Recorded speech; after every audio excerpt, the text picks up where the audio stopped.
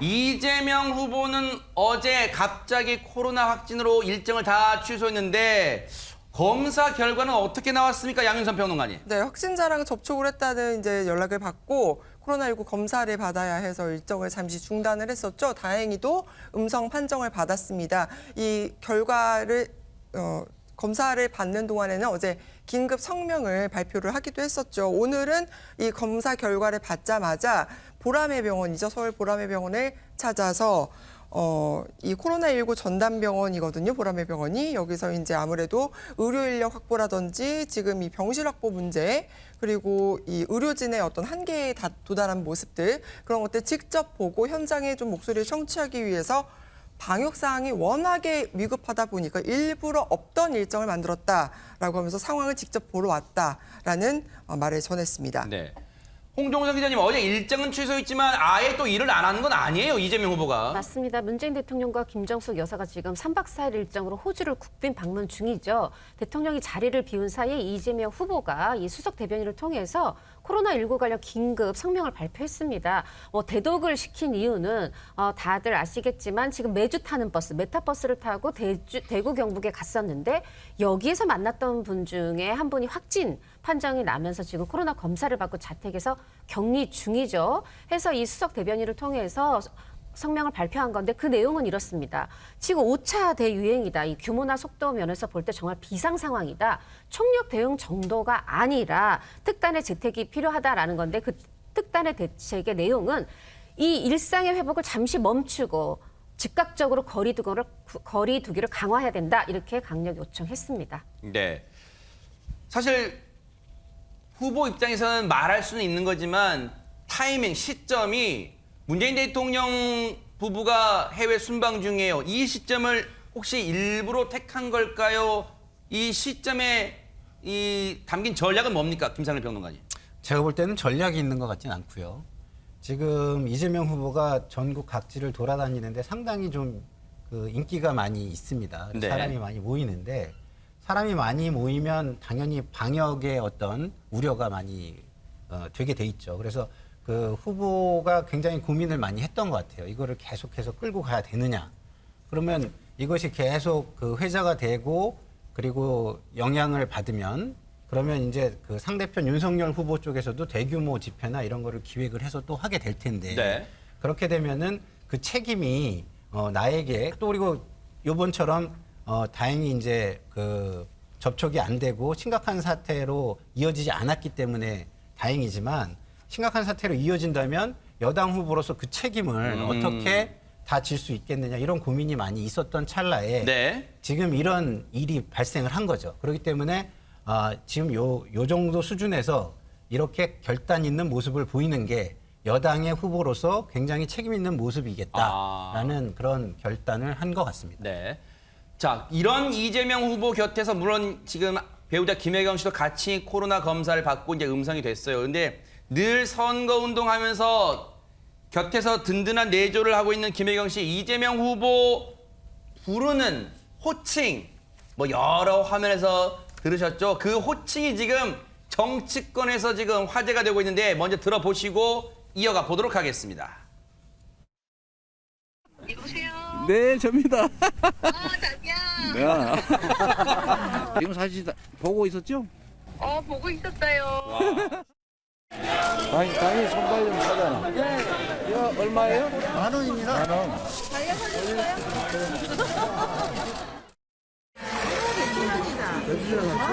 한 5장 샀어요. 좀 많이 사야 돼요. 자기 맛있는 거 좋아하잖아요. 야, 이게 물론 이제 뭐 닭살스러워라고 할 수도 있지만 여태껏 대선에서 배우자가 후보에게 자기야 이거 좀 낯설긴 합니다. 낯설죠. 사실 뭐 저 나이쯤 되는 부부들이 자기야 해도 좀 낯설 수 있는데 게다가 우리가 정말 이런 풍경 봤나 싶은 거죠. 뭐 그 함께 뭐 방송에 출연해도 자기하고 전화 연결을 해도 자기하고 시장에 가서 남편이 상인과 악수를 할 때 앞으로 넘어질까 봐 뒤에서 백허그도 해주는 이런 스스럼 없이 애정 표현을 하다 보니까 좀 낯설다라고 하는데 그게 또 낯선 게 맞습니다. 실제로 예전에 그럼 어땠나 보면 이제 고인이 되신 김영삼 전 대통령의 영부인이었죠. 손명순 여사는 평범하게 여보 이렇게 불렀고 또 이호 여사께서는 보통 이제 자식 이름 붙여서 누구 아버지 하잖아요. 헝거리 아버지 이렇게 부르셨고 그래요. 또 이제 권양숙 여사는 두 가지 답니다. 여보 하기도 하고 건우 아버지 하기도 했는데 이런 모습을 보다가 자기야 하니까 두 분은 평상시 하는 대로 하는지 모르겠지만 이 대통령과 영부인의 모습으로서는 참 못 보던 풍경이다 이렇게 네. 생각하시는 것 같습니다. 그렇다면 문재인 대통령의 부인인 김정숙 여사는 뭐라고 당시에 불렀을까요? 화면 만나보시고 이어가 보도록 하겠습니다.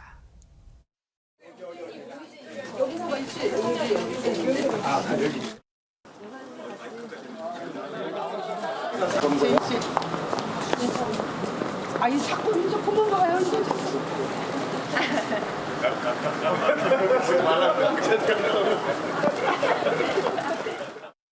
지금 설명드릴게요. 자, 보세요. 종이 한 장 잡으세요. 아 예. 안 억울하겠습니다.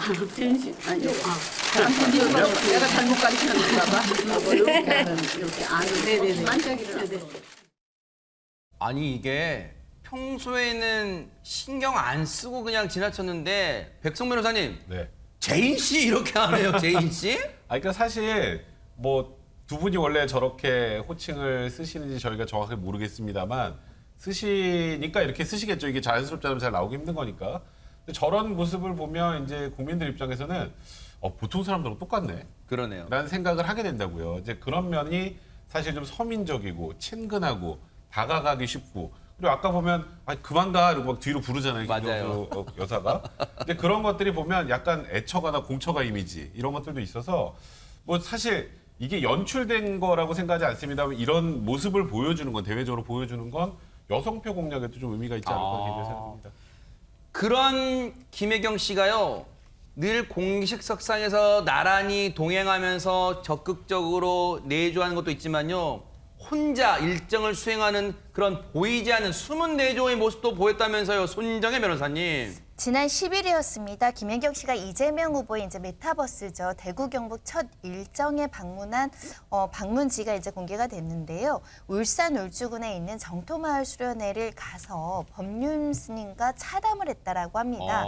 사실은 이 부부와 법륜 스님은 좀 약간의 이제 인연이 있다라고 말씀드릴 수 그래요? 있는데 이재명 후보가 2016년에 이제 성남시장 당시 광화문에서 단식 농성을 벌인 적이 있었는데 이때 이제 스님께서 격려 방문을 해주셨다라고 합니다. 일단 김혜경 씨가 단둘이 차담을 나누면서 또 법륜 스님이 직접 차린 점심 공연도 같이 했다라고 합니다. 구체적으로 어떤 이야기를 했는지는 알려지지 않고 있지만 김혜경 씨가 대선 선거 운동으로 굉장히 스트레스를 많이 받았는데 스님 말씀을 듣고 힐링했다 이렇게 밝히기도 했습니다. 네. 그런데요. 이런 생각을 해봅니다. 저 사진이 찍힌 시점이 지난 10일이에요. 그런데 오늘 15일이에요. 공개된 시점이 어제 공개를 했기 때문에 오늘 조간에 쫙 실렸어요. 그렇다면 나흘이나 뒤에 공개를 했단 말이에요. 그 뭔가 여기에 보통 하루 정도 지나서 이 공개하는 게 일반적인데 나흘 지나서 저 사진을 공개했어요. 혹시 이거 여기에 전략이 뭔가 담겨 있어요? 김산일 평론가님? 글쎄요, 뭐 일단은 기본적으로 지금 그 불교계랑 약간 그 불편한 관계가 좀 있지 않습니까? 정청래 의원이 그 우리 그 일반 시민들이 산 그 국립공원 이런 데 들어갈 때 거기에 이제 사찰 문화재가 있으니까 정청래 의원의 발언 네. 국정감사 때 예, 그때 이제 뭐 그런 그 입장료를 통행세로 지칭을 하고 그런 그 입장료를 받는 것을 봉의 김선달 같다. 뭐 이런 식으로 이제 폄훼하는 그런 듯한 발언이 있었어요. 그러니까 네. 이제 조계종 당시에 조계종에서는 굉장히 불편함을 표시를 했고 그랬죠. 그 후보 측에서 그것을 좀 약간 사과하는 그런 일이 있었습니다. 근데 불교계가 아직까지도 약간은 불편해하는 것 같아요. 그런 것들을 좀 약간 좀 이렇게 부드럽게 그 하는 그런 차원에서 이것을 뒤늦게나마 공개한 것이 아닌가 이런 네. 생각이 듭니다. 그렇게도 볼 수도 있겠고 혹시 백성문 변호사님 매주 메타버스 때 교회에만 가는 모습 그 모습도 뭔가 영향 미친 거 아니에요 혹시? 그리고 그 주말하고 그 시기를 비슷하게 같이 내면 교회를 가는 거야? 저기 그걸 뭐 지금 저뭐 절해가는 거야. 아. 뭐 이런 그런 것도 있을 수 있기 때문에 물론 꼭 그것 때문에 미뤘다고 하긴 어렵습니다만 주말에 또 이번에 그 이재명 후보 같은 경우 교회 관련해서 또 논란도 하나 있지 않았습니까? 이런 걸 고려해서 어느 정도의 시간차를 둔 게 아닌가. 그것도 충분히 생각할 만한 대목인 것 같습니다. 그럴 수도 있겠어요. 그런데 대박 사건 정청래 의원 얘기 나온 김에 정청래 의원은 지금 이재명 후보를 아주 그냥 입에 침이 마르도록 칭찬을 하고 있는 것 같습니다. 양윤선 평론가님. 불굴게 뜨겁게 구애를 펼치게 만든 장본인인데요. 구애를 하고 있어요. 네. 그 구애를 펼치게 한 장본인 정청래 의원이 이 인간 이재명, 이 이재명 후보의 자서전입니다. 이걸 읽고서 흐느끼며 읽었다고 이제 감상평을 냈어요. 자필로 쓴 걸 보시면 될 것 같은데 인간 이재명은 대통령이 될 실력과 자격이 있다. 찢어지게 가난했기에 고난을 극복하고 위기를 기회로 만들 수 있었다. 뭐 이런 얘기를 했거든요. 네.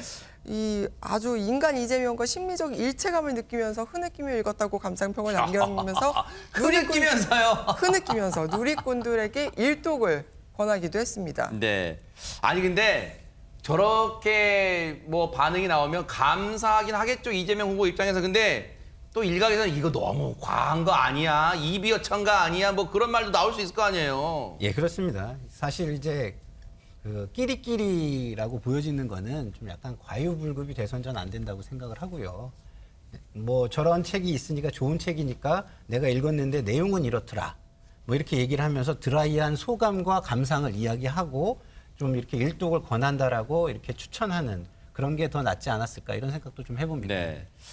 어쨌든 뭐 여러 가지 뭐 같은 편 입장에서는 이렇게 또 열심히 지지해주는 분들이 있으면 후보 입장에서는 든든할 것 같기도 해요. 그런데 홍정선 기자님, 이 상황에서 안철수 후보가 갑자기 등장했다는데 그 등장 장소가 좀 특이해요. 중고거래 앱입니다. 주황색 마켓에 등장을 했는데 안철수 팝니다. 이게 제목이에요. 어허. 사람들이 이게 뭐지 하고 눌러보니 안녕하세요 안철수입니다. 이거 장난 아니야 할 수 있는데 진짜 안철수 맞고요. 진짜요? 하면서 어려운 시기에 뭐든 도와드리겠다 하면서 제가 의사여서 사람도 잘 고치고요.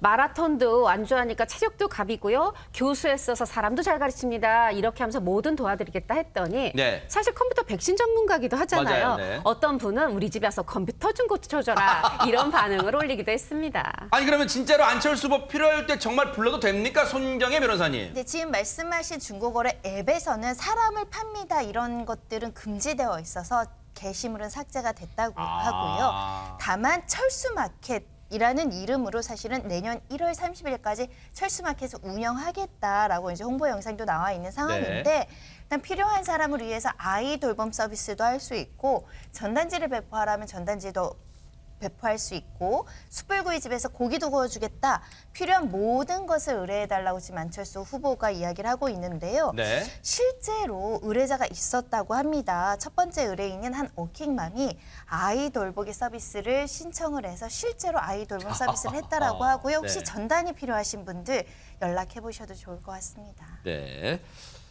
어쨌든요, 이 안철수 후보도 어쨌든 완주를 위해서 열심히 뛰고 있는데 최근에 또 이 따님인 안설희 씨가 뉴욕타임스에 또 크게 이 소개가 되고 있는 것도 안철수 후보 입장에서는 아유 와우 내가 딸 하나 잘 키웠다 하는 생각이 들었을 것 같습니다.